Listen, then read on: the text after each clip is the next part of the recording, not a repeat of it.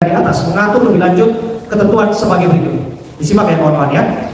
Pasal 1 ayat 1, maksud dan tujuan kesepakatan ini adalah sebagai tata laksana kelola agar penggunaan dana donasi untuk pengobatan mata yang pertama yang dikirimkan melalui rekening BCA, nomor dan seterusnya atas nama M. Agus Salim yang sampai saat ini terkumpul sebesar lebih kurang 1.400.000.000 rupiah dilakukan dengan baik secara transparan dan akuntabel. 2. Para pihak setuju agar sepakat agar supaya penggunaan dana donasi dilakukan sesuai petunjuk peruntukan utama, yaitu dipergunakan untuk pengobatan mata dan luka bakar lainnya dari pihak pertama dan tidak diperkenankan untuk digunakan oleh pihak ketiga lainnya yang bukan diperuntukkan untuk pengobatan mata dan luka bakar pihak pertama.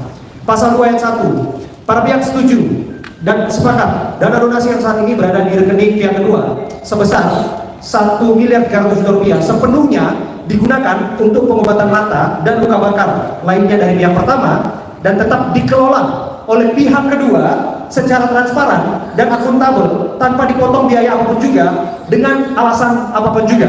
Nangkap ya teman-teman ya? Dikelola oleh siapa? Yayasan siapa?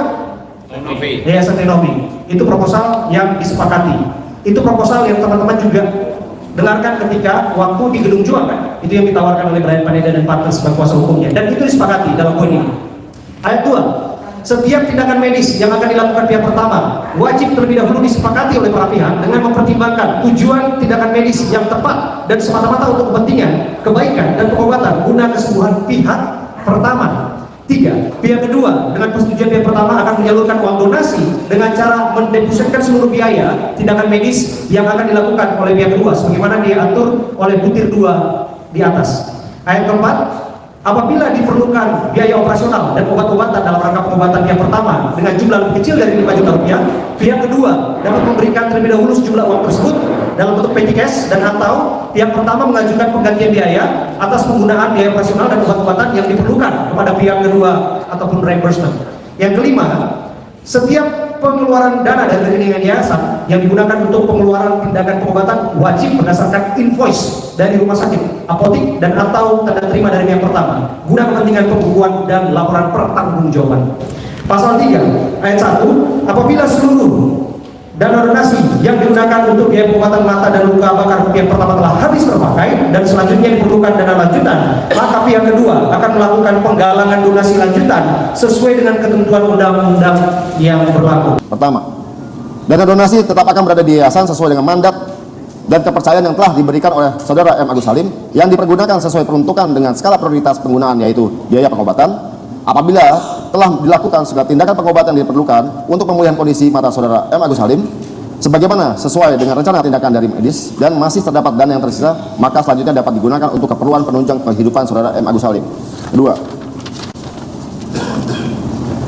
dana donasi akan dikelola oleh pihak ketiga yang ditunjuk dan disepakati bersama antara Saudara M. Agus Salim dan Yayasan Rumah Peduli Kemanusiaan dengan membentuk rekening baru sebagai rekening penampungan dana donasi yang sudah terkumpul, yang mana dapat dipergunakan sesuai peruntukan dengan skala prioritas, yaitu biaya pengobatan.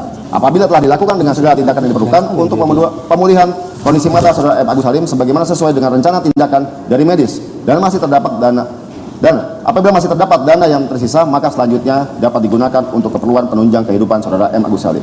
Perlu kami tekankan juga bahwa pengelolaan dana donasi akan dilakukan secara transparan dan akuntabel dengan memperhatikan dan memprioritaskan pengobatan Saudara M. Agus Salim sehingga tuntas, dan uang donasi yang tersisa dapat dipergunakan oleh Saudara M. Agus Salim untuk keperluan penunjang kehidupannya.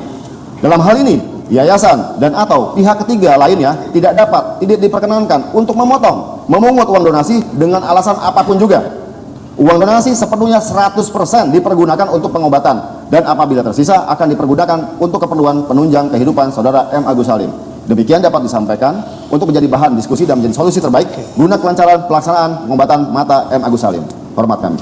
Ketiga, apabila dana donasi yang dipergunakan untuk biaya pengobatan mata dan luka bakar pihak pertama sampai dengan pihak pertama mengatakan telah tidak membutuhkan pengobatan lanjutan dan atau sesuai saran pendapat medis prognosa dari dokter spesialis, maka para pihak akan setuju dan sepakat bahwa dana donasi digunakan dan diperuntukkan guna kebutuhan lanjutan penunjang kehidupan pihak pertama setelah mendapatkan persetujuan dari Kementerian Sosial yang nantinya akan ditentukan dalam pertemuan bersama yang dihadiri oleh para pihak dan pihak Kementerian Sosial dan atau terdapat surat keputusan yang menjadi dasar hukum atas penggunaan dana donasi kepada pihak pertama yang dibutuhkan guna kebutuhan lanjutan penunjang kehidupan pihak pertama. Pasal 4, bahwa kesepakatan ini tidak akan berakhir dan atau dibatalkan dengan permintaan salah satu pihak, akan tetapi harus dengan kesepakatan dan persetujuan tertulis para pihak, serta tidak akan berakhir dengan meninggalnya salah satu pihak, akan tetapi teruskan dan wajib dipenuhi oleh para ahli waris atau penerima hak masing-masing. Demikian kesepakatan bersama para pihak di atas, para pihak dan pihak-pihak yang terlibat dalam kesepakatan bersama ini menegaskan dan menjamin akan melaksanakan kesepakatan bersama dengan itikat baik dan bertanggung jawab, berlandaskan moral kemanusiaan. Yang selanjutnya, kesepakatan ini dibuat dalam rangka dua, masing-masing bermaterai cukup dan mempunyai kekuatan hukum yang sama, serta berlaku dan mengikat bagi para pihak terhitung sejak tanggal ditandatanganinya. Teman-teman bisa lihat, yang pertama di sini Agus Salim dan yang kedua di sini Pratiwi Novianti.